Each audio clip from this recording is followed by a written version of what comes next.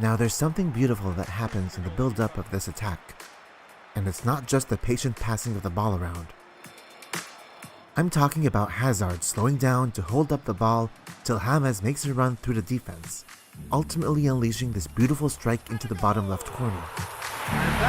This is a realistic tactic referred to as La Pausa, and it's something players like Iniesta and Messi are particularly good at.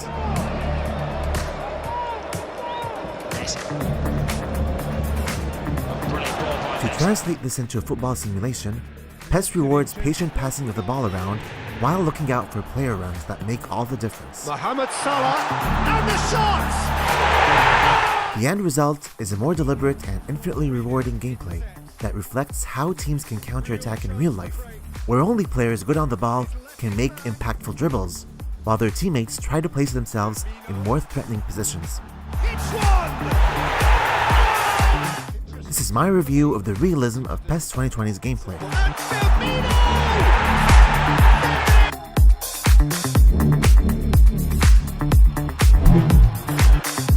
Passing in PES 2020 is just as good as it's always been. Whether it's a way a left-footed player will swerve the ball in using the outside of his boot from the right wing, or even just the psychology of passing, where pressing your superstar AI opponent will affect their passing accuracy as they realistically scramble to get rid of the ball. And the more persistently you block their options, the higher the likelihood they gift you the ball. A tactic that works particularly well with teams that use the gegenpressing tactic.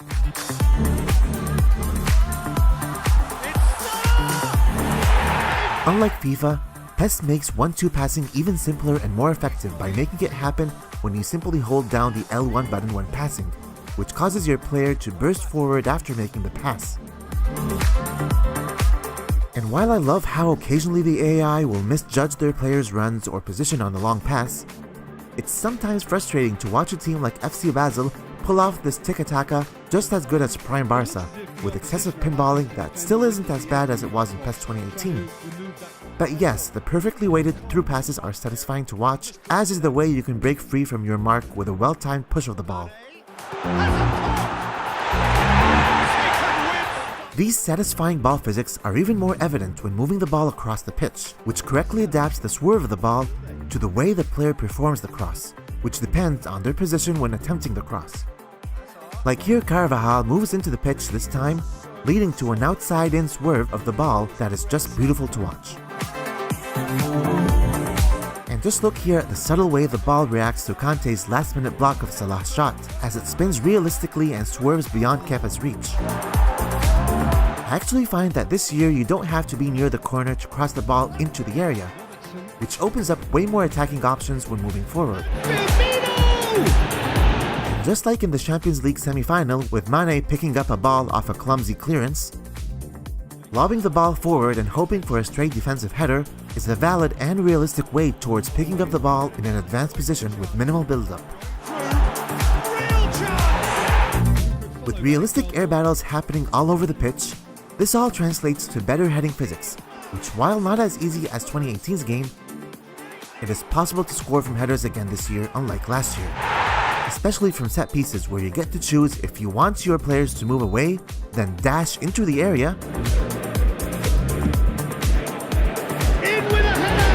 or if you want to target the player on the far post. Who is the target now? He's having a look at what's available. Up for the header! Although I must note that the header direction animation occasionally needs some improvement. Speaking of set pieces, scoring from them might be a tad too easy this year, but they remain superior to FIFA's system and way more satisfying to pull off.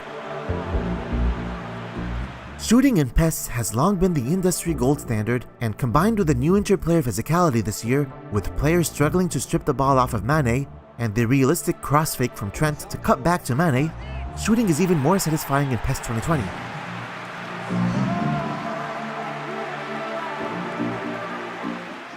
A large part of the payoff is the way you lead up to the shot. So for instance, Salah here doesn't have enough time to hit the target, or is unable to shake off a defender early enough. Your chances of hitting the target are low if you're facing the wrong direction, or if you're using your non-dominant foot. or if the angle is just too acute. Hits one! Unlike in FIFA, where it seems that any left-footed shot by Salah sails into the net regardless of how far or how tight the angle is, and it quickly starts losing its visual appeal. And this would reduce the deficit! In PES, you need to work to get the ball on the correct foot. Bale gets away from his And opponent. when you have the right direction, the right player, and the right dominant foot, scoring a finesse shot feels way more satisfying. Money! And especially if you needed to pull off a skill move to get into that position. Oh, that's meat. He's had a shot! Those skills can range from PES's new ball-trapping dribble, which worked better in the demo, but in the full game, fluid churning seems to be more of a privilege to a select few. Skills can range from a subtle fake to a feint to your non-dominant foot, Mustard or loses composure. That kind of calmness. to a chop change in direction, which is very useful to cut into the pitch, or just a simple touch in the right direction, On the break. to that beautiful nutmeg Shaq uses to cut inside.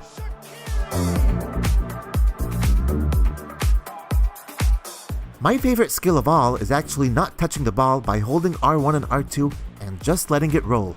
This has been unique to PES for several years, and it's called the Super Cancel. Like how Firmino lets the ball roll before unleashing the straight shot into a tight angle. Or the way Asensio just lets the ball roll past his mark before Benzema forces this incredible save from the keeper. Which brings me to the goalkeeping, which along with shooting, has always been a strong point in the PES series. Keepers just have realistic reflexes, sometimes godly in nature, aided by a wide range of animations that cover various situations, like how Navas rushes back to clear the ball off his line, or the way Hennessy anticipates a cross from Trent, but gets a shot instead, so he uses his legs to clear the ball. PES 2020 takes recovery time to the next level, and you can see keepers scrambling to get the ball out of the danger zone fresh off another save. They react faster to deflections and can even grab the ball while on the ground before fully recovering, like how Kepa actually rolls over to grab Gini's rebound off the post. Outcome.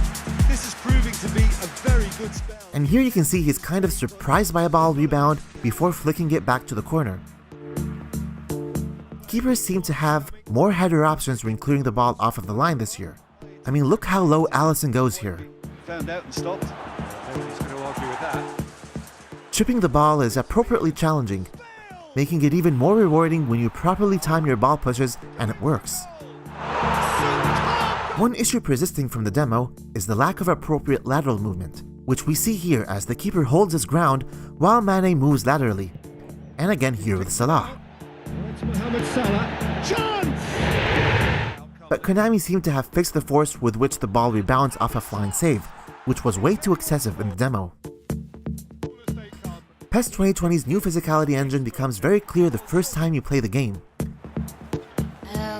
And while it's a work in progress, you can clearly see the tug of war going on, as players struggle to maintain possession or strip it away. Going through. It's anyone's ball. He's gone for it. Although there seems to be little in the way of repercussions from all the pulling in this new engine, especially if it happens in the penalty box, as opposed to when it happens outside of the box, where the referee will award a foul. Referees do a better job calling out collision fouls, even those off the ball preventing a passing opportunity.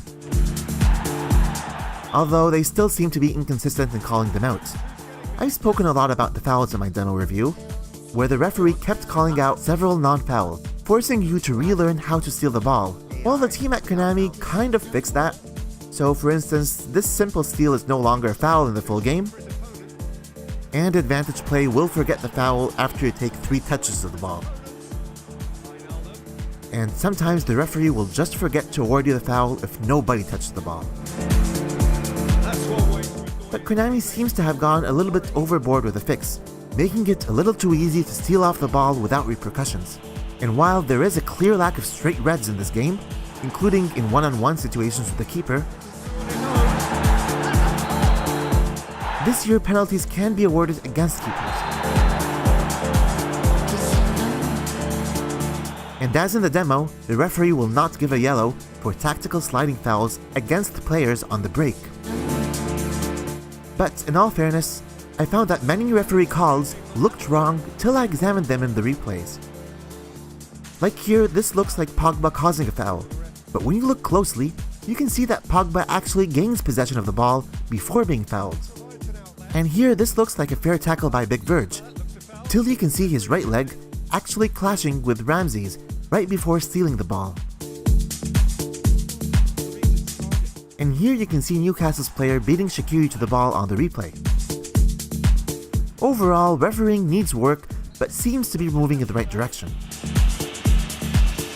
I remember seeing this goal compilation from FIFA where the user figured out how to score by flicking the ball overhead while performing a rainbow kick.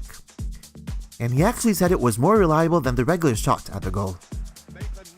This comes in stark contrast to PES, where scoring a bombastic goal takes a lot of patience, and it's just more rewarding when all the right circumstances come together while you enjoy the perfect contact between a swinging player's foot and a ball with realistic physics tied to it. And with all the downsides mentioned here, they pale compared to FIFA 20's, despite its beautiful presentation. So that is it. I hope you've liked this gameplay review and see you in the next video.